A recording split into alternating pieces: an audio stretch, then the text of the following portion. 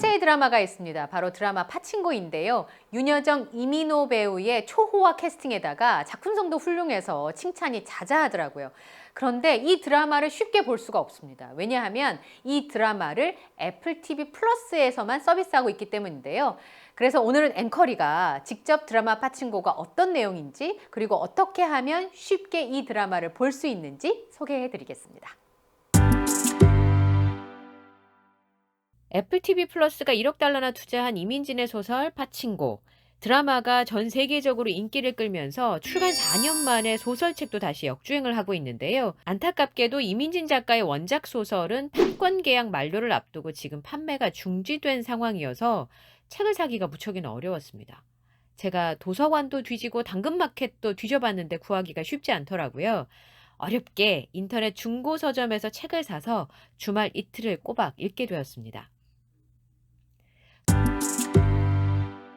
소설 파친코는 영도에서 태어난 선자가 사랑하고 일본에서 결혼하고 아이를 낳고 그 아이들을 길러낸 이야기입니다. 그런데 이 시기가 일제강점기를 지나 한국전쟁이 발발하던 그 격동기였던 거죠. 우연히 사랑하게 된 고한수란 남자는 알고 보니까 일본 여성과 아이가 셋이나 있는 유부남이었습니다. 선자가 아이를 갖고 나서야 그 사실을 알게 되죠. 동네에서 딱 쫓겨나기 쉬운 그녀를 평양에서 온 목사 백이삭이 구원해 줍니다. 일본으로 데리고 가서 결혼도 하고 고한수의 아이를 자신의 아들로 키우기도 합니다. 그리고 일본에서 선자는 아이를 한 명 더 낳게 되죠. 신사참배를 거부한 남편 백이삭 목사가 일본에서 순교하면서 선자는 생명과 같은 아이들을 기르기 위해서 고군분투하는 얘기가 소설 파친코에 가득 차 있습니다. 대서사 이야기를 담은 파친코는 베테랑부터 뉴페이스로 이루어진 배우들의 열연으로 화제를 모으고 있는데요. 미나리로 오스카에서 여우조연상을 받은 윤여정 씨가 선자 역할을 맡아서 50년 연기의 내공을 다시 한번 보여주면서 아주 깊은 울림을 주고 있고요. 젊은 시절의 선자 역에는 신예 배우인 김미나 씨가 생동감 있는 연기로 전 세계 시청자의 눈과 마음을 사로잡았습니다. 흠잡을 데 없는 외모와 연기력으로 사랑받는 이민호 씨가 야망과 사랑 사이에서 갈등하는 고한수 역을 맡았고요. 그리고 선자에게 새로운 인생을 보여준 목사 백이삭 역할에는 노상현 배우가 안정된 연기력으로 이민호 씨와 팽팽한 긴장감을 선사하면서 그게 재미를 더하고 있습니다. 소설 파친코에는 여자의 인생은 고되다라는 말이 자주 나옵니다. 저희 친할머니도 진주에서 사시다가 일제시대 때 살기 어려워서 오사카에서 잠시 생활을 하셨는데 그 시절의 얘기를 어릴 적에 머리맡에서 참 많이 들었거든요. 그런데 이 소설 파친코는 저의 할머니를 떠올리게 해줬습니다. 이민진 작가가 이 소설에서 가장 사랑하는 문장은 가장 첫 페이지에 나옵니다. 역사가 우리를 망쳐놓았지만 그래도 상관없다. 이 말은 이민진 작가의 설명으로 삶은 축복이며 우리는 어떤 비극도 망가뜨릴 수 없는 귀하고 강한 존재라서 이 대사를 첫 문장에 썼다고 하는데요. 제가 자랄 수 있는 토양이 되어주고 땅이 되어준 우리 할머니의 고된 삶을 기억하게 되었습니다. 파친코의 작가 이민진 씨는 7살 때 전쟁으로 고향을 잃은 아버지와 함께 미국 뉴욕으로 이민을 갑니다. 1970년대였는데요. 한국계 1.5세대로 방 한 칸이 있는 작은 아파트에서 5식구가 모여 살았습니다. 일요일도 없이 열심히 일하는 부모님 뒷바라지로 예일대학교 역사학과, 조지타운대 로스쿨을 졸업하고 변호사로 일을 하게 됐는데 건강이 나빠지면서 변호사를 그만두고 작가로 전향했다고 합니다. 이민진 작가가 제1교포라고 하는 소재를 떠올리게 된 건 1989년 예일대학교 역사학과 3학년에 재학 중이던 그 시절에 초청 강연을 듣게 됐는데요. 조선계라는 이유로 왕따를 당하다가 자살한 제1교포 남자아이의 얘기를 듣습니다. 형용할 수 없이 부당하다라는 감정이 들게 됐는데 그때부터 파친코를 구상했다고 합니다. 다 쓴 원고를 뒤집어 엎는 과정을 거치고 2008년에 남편이 인사발령을 일본으로 받으면서 4년 동안 일본에 머물게 되죠. 방대한 조사와 100명이 넘는 제1교포를 인터뷰하면서 드디어 선자가 소설의 주인공으로 등장하게 됩니다.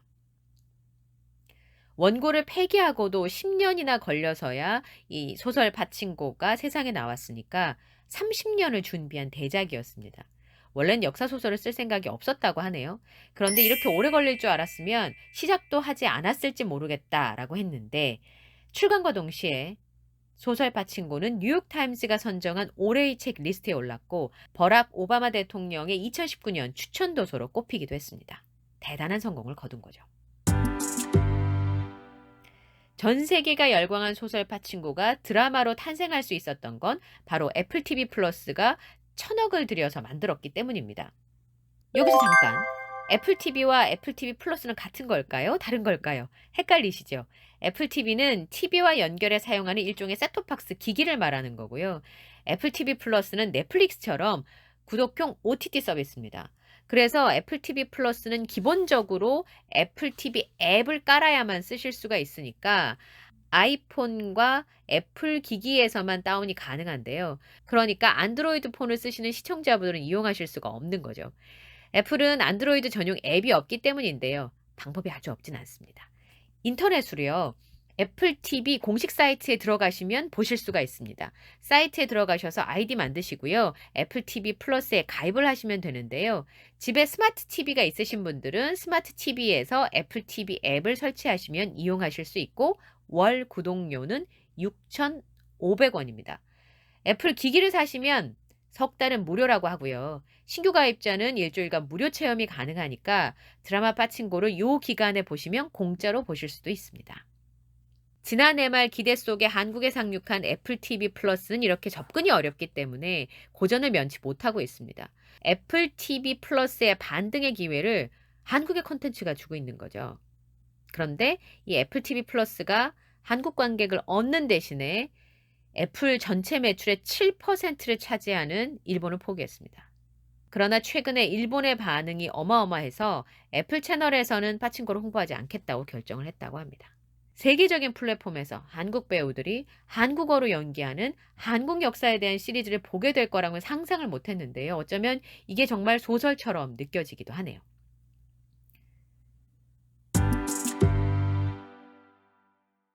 미나리처럼 이민자의 삶을 다루지만 파친코는 좀 다릅니다. 일본에 살고 있지만 한국 국적을 갖고 살고 있는 사람들을 자이니치라고 부릅니다.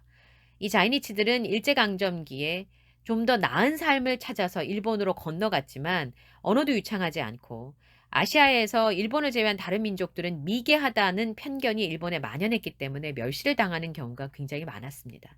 일본 국적을 가지고 살았던 조선인들이 패전 이후에 일본에서 그 권리를 잃게 됩니다. 1952년 이후에는 국적을 박탈당해서 외국인 등록증명서를 가지고 있어야 되고요. 이거를 갱신할 때마다 지문을 채취하게끔 하는데 일본에서는 범죄자 지문만 채취하기 때문에 이것은 마치 자이니치들을 범죄자로 취급하는 것처럼 보이게 했습니다. 이 제도가요, 2000년이 돼서야 폐지가 됐다고 합니다. 부모 세대부터 일본에서 3, 4대를 살았어도 일본 국적을 얻지 못하고 제1한국인은 일본 시민권자가 될 수 없습니다. 3년마다 한 번도 가본 적 없고 말도 안 통하는 한국에 와서 여권을 갱신해야 하는 거죠. 일본에 살면서도 외국인 등록증을 가지고 살아야 하고 여전히 불평등과 차별은 존재하고 있습니다. 특히 자이니치들은 군수공장이 있었던 오사카의 터를 많이 잡았고 일본 사람들이 손대지 않는 일들만 하면서 돈을 벌 수밖에 없었습니다. 그중 하나가 파친코였는데요. 소설 파친코는 차별 탓에 도박업이나 유흥업 등으로 내몰릴 수밖에 없었던 자이니치들의 삶에 주목합니다. 그럼 이 한국적인 이야기가 세계적으로 어필할 수 있었을까? 드라마를 본 세계 시청자들은 가면 뒤에 일본을 보았다. 정말 실화냐라면서 폭발적인 반응을 보여주고 있습니다. 드라마를 통해서 한국의 역사를 다시 보게 됐다. 지난 몇 년간 최고의 시리즈다라고 평가받았습니다. 예전에 추성훈 선수가 그런 얘기를 한 적이 있습니다.